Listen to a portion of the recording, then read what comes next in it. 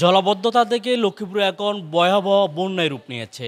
আমি এখন আছি লক্ষ্মীপুর পৌর শহরের পৌর আইডিয়াল স্কুল অ্যান্ড কলেজে। এখানে প্রায় 130টি পরিবার আশ্রয় নিয়েছে। তারা কিন্তু খাবার কষ্টে আছে বলে আমাদের জানিয়েছেন। আজ 3 দিন যাবৎ পানিবন্দিতে আছি, মাজা যাবৎ পানি আছি। আমরা তো ঘরের ভিতরে এখন আমরা কই যাবো, আমরা এই যে কিছু পাইতেছি না, তাই আমরা চিন্তা ভাবনা করেছি আমরা আশ্রয়কেন্দ্র যাওয়ার জন্য। এই অবস্থাতে আমরা আসি এই জায়গাতে ওষুধ দিতে আছে, পানির ওষুধ দিতে আছে, আমরা একটু ওষুধ দিতে আসছি। এই জন্য সব মানুষ ডুবি বা সব ডুবি গেছে। আমরা তো অনেকটা ইয়েতে আছি, কোনো আমি বাড়িতে পারি না হানির জন্য।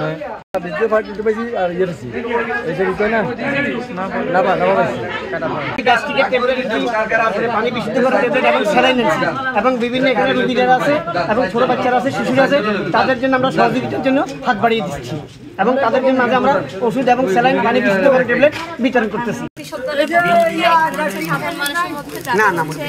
বিভিন্ন রকম সমস্যা, সবার জন্য আমি ওষুধ নিয়ে আসছি, প্লাস সবার সমস্যা অনুযায়ী তাদেরকে ট্রিটমেন্ট দিচ্ছি। এখানে নর্মালি হচ্ছে জ্বর, মাথা ব্যথা, পেটের সমস্যা, পায়ে ব্যথা, এসব। গত রাত থেকে নতুন করে বিভিন্ন এলাকায় পানি ঢুকতে শুরু করেছে লক্ষ্মীপুরে। শহরের বিভিন্ন সড়কগুলো কিন্তু পানিতে তলিয়ে গেছে। ধারণা করা হচ্ছে ফেনী ও নোয়াখালীর বন্যার পানি লক্ষ্মীপুরে আসতে শুরু করেছে। তবে শহরের চেয়ে গ্রামের মানুষের অবস্থা বেশি ভয়াবহ রূপ ধারণ করেছে বলে আমরা জানতে পেরেছি।